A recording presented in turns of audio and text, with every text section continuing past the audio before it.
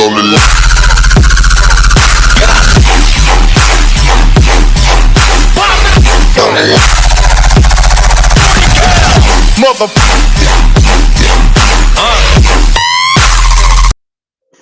morning, everyone. I'm Ronald Dora. We are the Group 1 Strategic Alliances in the Airline Industry, a case study analysis. My topic is all about overview of study.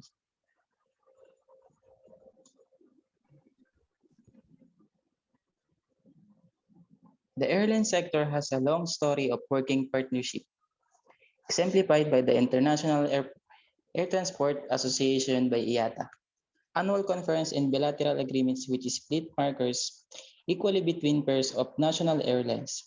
Under the auspice of IATA on global scale, a tradition of cooperation between airlines was built up and on individual cooperation as a commonly included revenue, pooling agreements between the carriers operating a route. We have a Star Alliances, second is Sky Team, third is One World.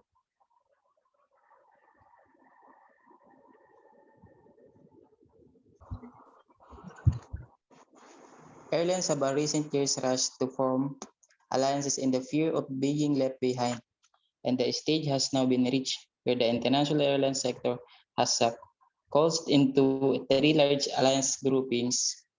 First is the Star Alliances, second is the One World, third is the Sky Team Alliances.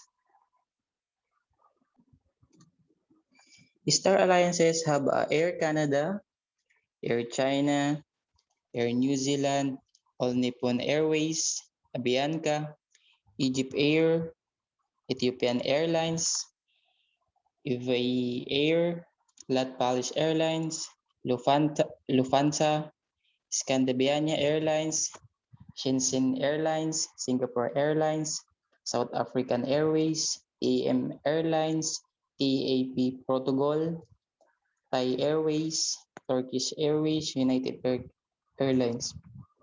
Second, Sky Teams Alliances, Airflat,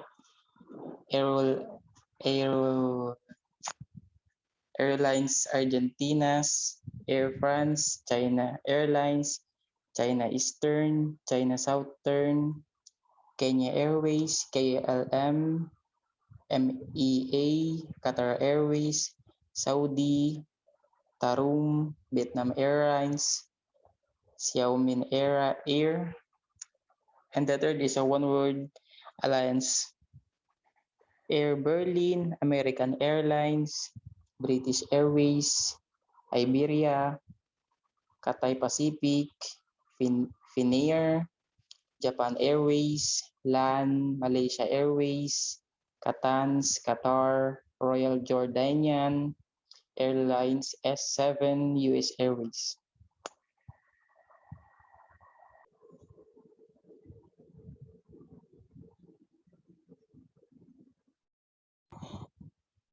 Good morning, everyone. I'm Tanyalyn Rivera. I will discuss the brief introduction of a strategic alliance in the airline industry. The airline industry provides air transportation for passenger and cargo by using aircraft such as airplane and helicopters.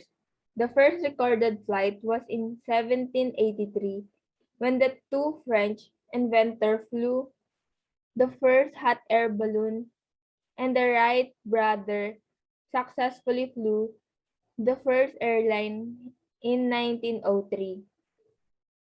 Airlines may be scheduled or charter operators.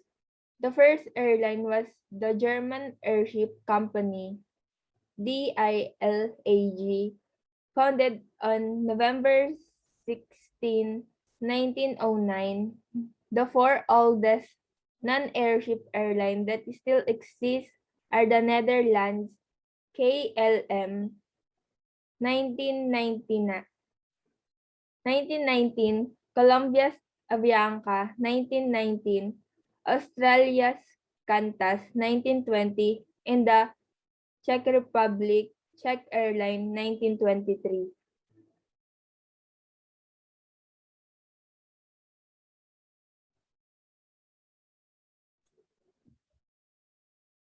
IATA, or International Air Transport Association, was formed in April 1945 in Havana, Cuba. It is the successor to be the International Air Traffic Association, which was formed in 1919 at the Netherlands. At its founding, IATA consists of 57 airlines from 31 countries. Membership is 290 airlines in 120 countries. In recent years, Alliance is in the fear na mapag-iiwanan sila ng ibang airlines because marami na kasing lumalabas na mga ibang alliances that time. And the stage has now been reached where the international airline sector has classed into the three large alliance groupings. In 1980, ang airlines ay kumakaharap sa napakalaking pagtaas ng international demand. Travelers were asking for a wide range of demand kasi hinihingi ng mga travelers yung pagkakaroon ng connecting flights kasi yung binibigay nilang flights dati is one-way flight lang. Kumbaga, for example, pag galing ka ng Asia Pacific, yung flights is pang Asia Pacific lang. Wala silang connecting flight na manggagaling ka ng Asia Pacific, pupunta ka sa Europe, and pupunta ka sa United States.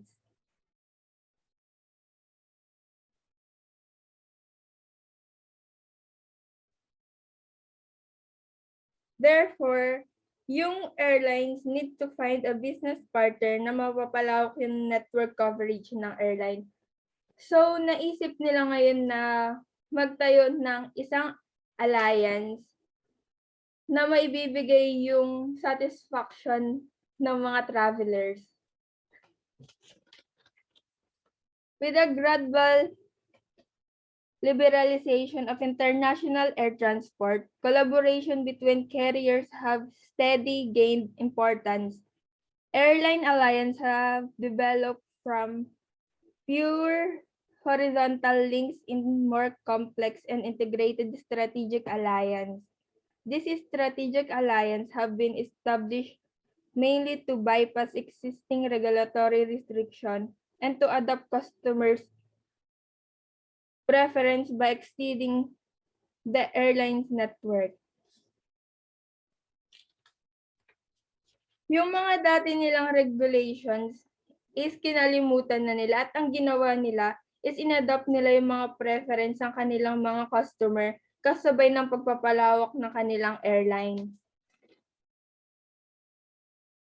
Over the year, the alliance have grown to form an integral part of the passenger aviation industry. Altogether, there are currently 3 big players in the market. This group are Star Alliance, One World Alliance, and SkyTeam Alliance. The first alliance sa Big 3 ay ang Star Alliance founded by 4 carriers. Ang pangalawa naman ay yung One World Alliance founded by 4 alliance carrier at ang huli ay ang SkyTeam Alliance that is the youngest of the bunch founded by 4 alliance.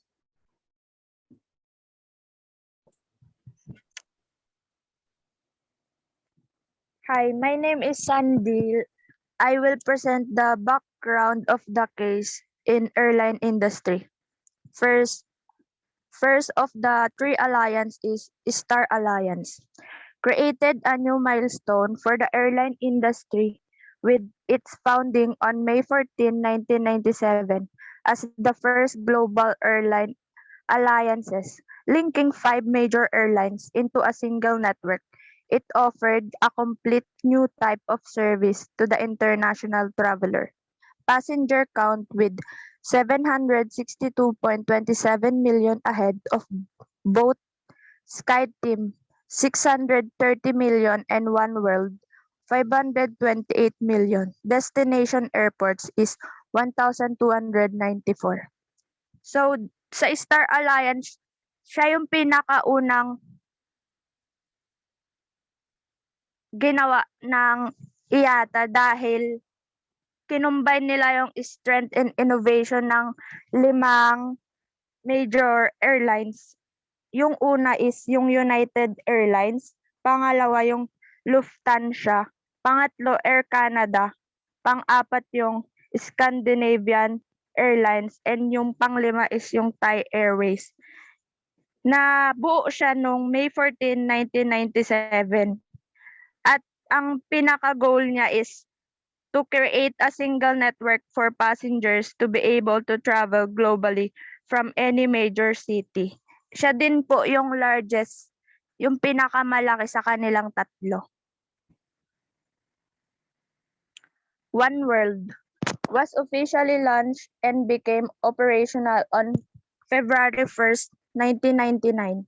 The alliance outlined its services and benefits as including smoother transfer for passengers traveling across all member airlines, greater support to passenger regardless of which member airline they are traveling with. The alliance's stated objective is to be the first choice airline alliances for the world's frequent international travelers. Alliance is slogan Travel Bright. Destination countries 170. Destination airports 1012. Launch date February 1st, 1999. 22 years ago, annual passengers 400 million passengers per year on 13,000 plus daily departures. So yung One World nga, siya dapat yung uunahi, yung first choice na gagawing alliance, kaso na-built siya kasi nung 1999. Ay, tama yun. So, dun nga sa One World Alliance, dapat siya yung pipiliing first na alliance, kaso nauna yung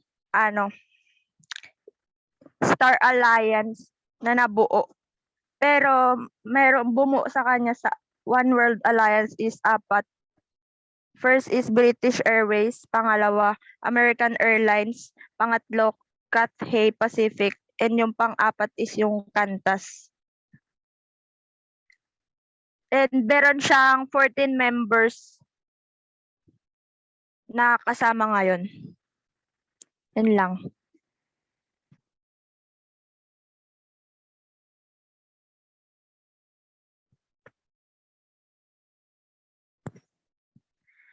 SkyTeam was the first established in 2000 by founding airline members Aeromexico, Air France, Delta Airlines, and Korean Air, who meet in New York City to establish the world's third airline alliances.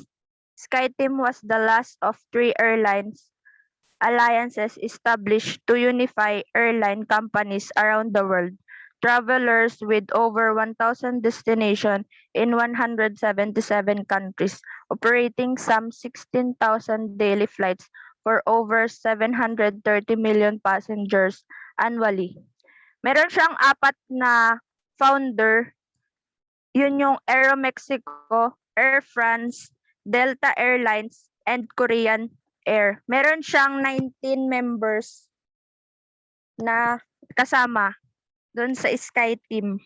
Ito yung Aeroflot, Aerolines Argentina, Air France, China Airlines, China Eastern, China Southern, Czech Airlines, Kenya Airways, KLM, Middle East Airlines, Saudia, Tarom, Vietnam Airlines, and Xiamen Air. Yun lang po.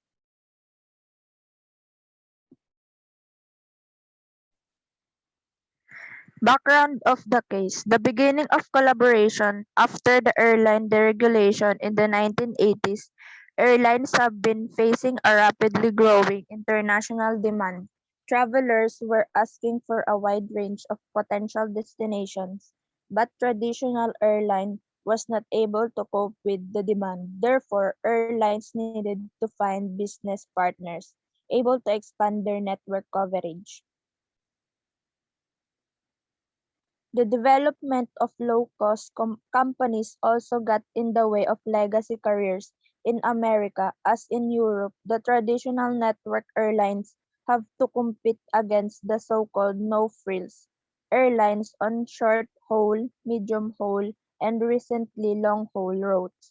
In order to remain competitive, legacy carriers have to reduce their overall cost while guaranteeing a constant or even better level of service. In order to face these two main challenges, legacy airlines seek to create synergies between each other since regulatory framework limits cross-border mergers. They alternatively adopt different types of cooperation which vary in complexity and scope.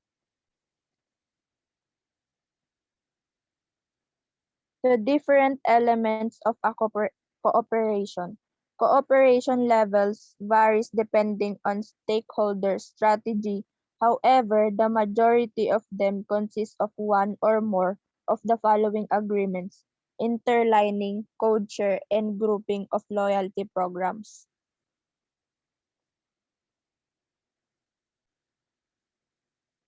Interlining is a voluntary commercial agreement between two airlines to handle passengers traveling on multiple flights leg operated by those airlines.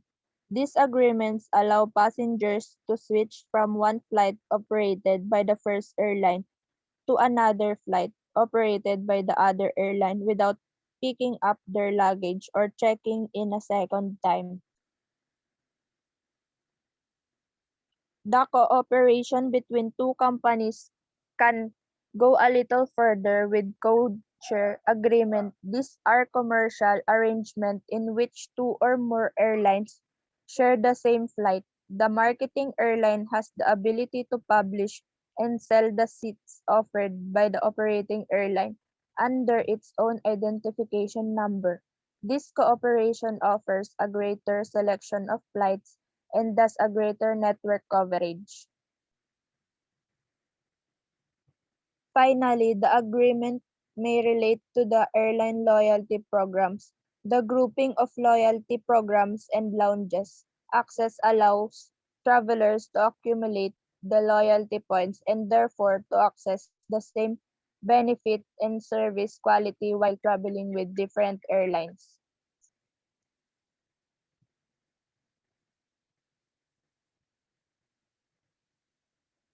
These three types of agreement form the basis of all bilateral alliances between airlines but also multilateral alliances. Three major strategic alliances exist: Star Alliance, SkyTeam, and oneworld. This global alliance accounts for 61% of worldwide sales and promise many benefits: increased connectivity cost savings and an enhanced customer experience through a consistent level of service. The members of this strategic alliance work together on a multilateral basis to create the broadest possible common network and thus a greater potential for economic benefits. Although widely used within alliance, the code share is however not an obligation, and two airlines of two different alliances can develop a bilateral code sharing or interlining agreement subject to validation from the concerned alliance. Ayan. Good morning, everyone. I'm Jack Abat. I'm going to discuss objective of the study.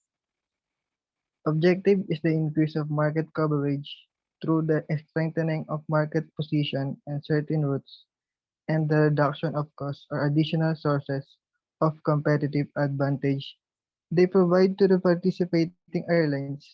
Alliances can also bring many benefits to customers in terms of improved service, although they represent a threat for sustainable competition.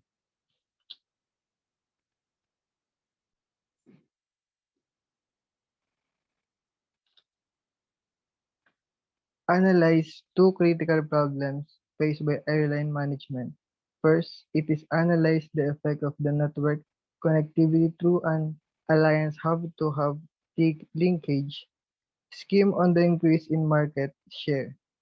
The analysis shows that the alliance hub-to-hub link represent a significant source of additional traffic for the alliance. Accessibility, a measure developed for network connectivity, has proven to be critical factor increasing market share on the alliance hub-to-hub link. Scheduling coordination within alliance therefore should consider the maximization of accessibility as critical driver of demand. The main objective is para mas lalong ma-organize and become more efficient when it comes to market position at sa ibang mga ruta. Airlines Alliance benefits for example is maaaring maging effect is may improve ang mga services ng airline, mababang pamasahe or mas murang ticket. Much more na madami ang flights ng isang airline is mas mataas ang chance na ma-reduce ang cost at pamasahe at ibang services ng isang airlines. Ang alliance kasi is dumedepende sila kung ano ang strategy ng ibang nasa group. Kumbaga they consist as one. So that is the objective of our case study that to make the airline industry not being left behind and make the services to be more convenient to the passenger. And thank you.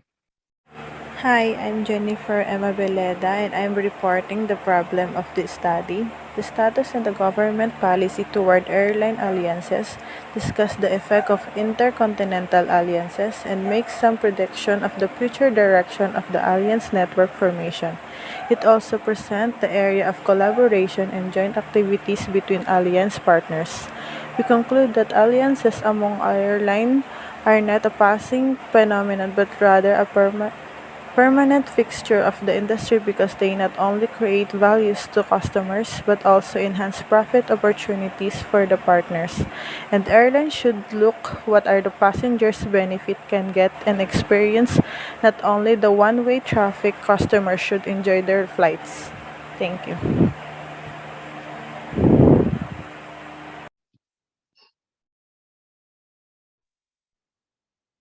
Good morning. My name is Cyrus Joshua M. Limbag, and I'm presenting the solution. Therefore, strategic alliance among major carriers are likely to be strengthened in the future. In addition, the cost of ending strategic alliance relationship increase as the partners work closely by investing time, energy, and resources to enhance mutual benefits. Kailangan talaga natin mag-invest ng mas maraming oras at energy ang alliances upang ganun, mas malaki rin ang benefit na maibabalik dito at ang lahat ay makikinabang. And also, the opportunity cost of finding another partners will increase rapidly as many airlines find durable alliance partner. Maganda rin na makahanap ito ng iba pang partners kahit na malaki ang gastos dahil dito guaranteed na makakahanap na mas kapani-panibagong na mga kasosyo. And these factors will provide and increase stability in alliance structure. Airlines have learned to fine-tune alliance relationships to make gain sharing more equitable. Dahil dito, mas sure na balance at stable at ang pag-increase at pagtitiwala, hindi lamang sa mga kasosyo, ganun rin sa pagiging feedback na nakikinabang sa airlines. Governments began to structure alliances with one-sided gain sharing. Alliance involving an intersectional equity investment tend to structure in such way that the investing carriers get major share of gains from the alliance because of this and the inherent risk involved in investment equity. Alliance tend to unstable. Therefore, in the future, there will be less alliance with equity investment already has been a decline in the growth of rate in alliance, the balance gain sharing could form a basis upon which create global alliance group. Sa ganitong paraan, mas smooth na yung transaction at may transparency at meron pwedeng maaaring gamitin ito sa mga future purposes. Thank you. Hi, I'm Andrea Divina and I will be reporting recommendation. 8. Ensuring the security of the U.S. air travel system and of American and foreign air carriers traveling to and from the United States is a monumental task. Currently, in the United States, this involves screening over 1.5 million passengers and their carry-on baggage every day for the presence of metallic weapons or dangerous materials. The FAA or the Federal Aviation Administration is investigating and considering the implementation of new technologies that improve the effectiveness of current screening procedures by tailoring them to address and comply with current security requirements. At the same time, the FAA is looking into technologies that address anticipated changes in security requirements by expanding on the ability to detect the presence of dangerous materials on a person. Freedom of the Sky. In 1944, delegates from 52 nations met in Chicago to develop a multilateral treaty securing each nation's rights over its airspace. These freedoms of the sky have been the fundamental building blocks of air transportation regulation and each subject to specific conditions such as establishing the frequency of flights or airport usage.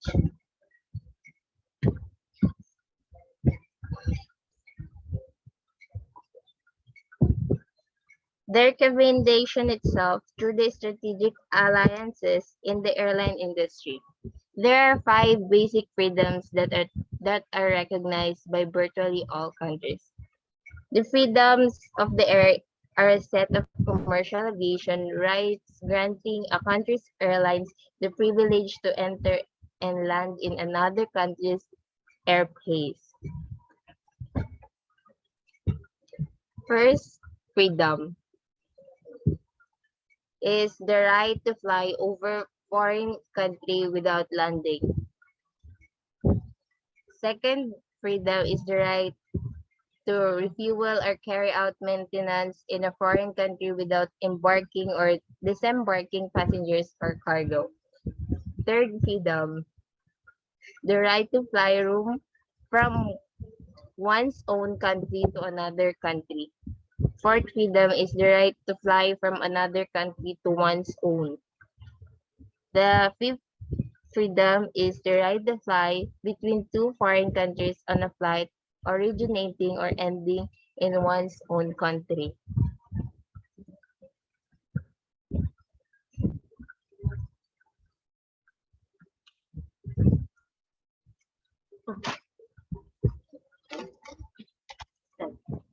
Bilateral air service agreements.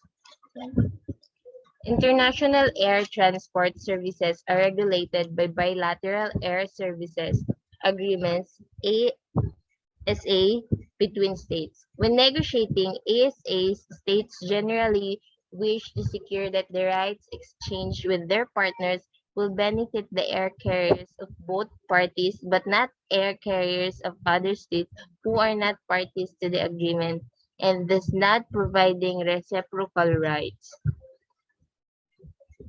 The simplest way to reserve rights for air carriers of the parties are for each party to restrict designation to air carriers majority owned and effectively controlled by that party.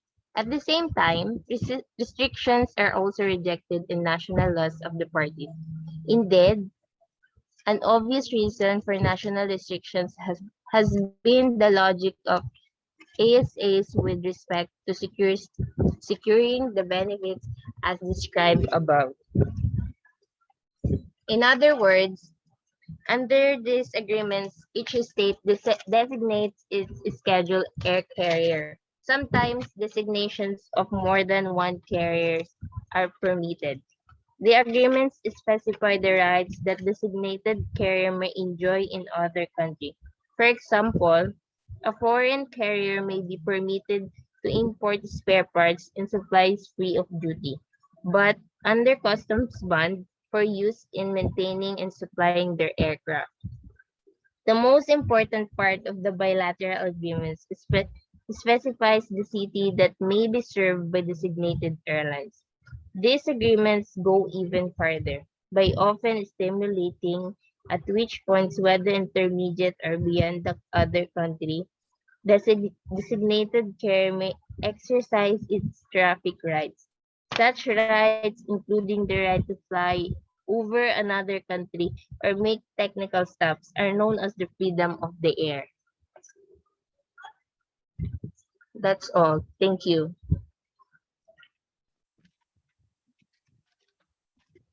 Hi, my name is Cyrus and I'm reporting outcomes. In this case, the firms share plans on routes that they both use to serve individually. This result is softer competition and therefore higher prices. Dahil nag-shares ang dating individual, mas naging smooth ang transaction at mas malaki ang naging benefit ng airline. In this paper, we empirically analyze whether the network of individual alliance member is substitute or complement for the other alliance members network. To do so, we estimate a cost, capacity, and demand system for airline competitors, accounting for cross-price elasticities. Mas naging transparent din ang lahat ng cost and demand at malaking tulong ito upang mabantayan kung ano ang mas kailangan at i-improve. Estimating demand entails proposing an original context procedure in specific contents of airline industry that allows us to reduce the number of cross-price elasticity parameters to be estimated. In particular, we account for connecting and overlapping route between airlines networks. We use annual aggregate data on firm balance sheet, capacity, and demand levels for all international alliances that were operating between 1995 and 2000.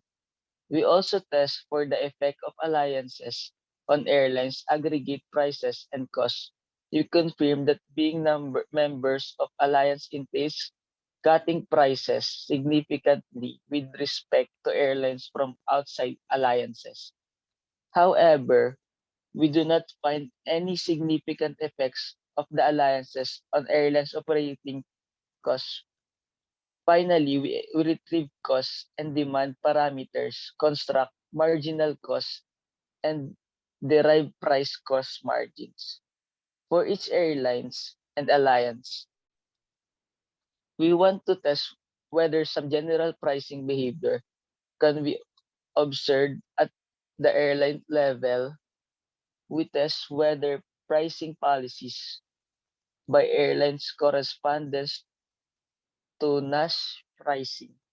Our results suggest that companies that alliance suffer from the lowest price cost margins that those within alliance, even if on average they set higher prices. Nakita natin na nakatulong talaga ang malaki or more alliance sa pagkakaroon ng partner sa airlines. Thank you. Thank you guys. I sincerely appreciate your attention today. These are the members of our group. Thank you and mabuhay.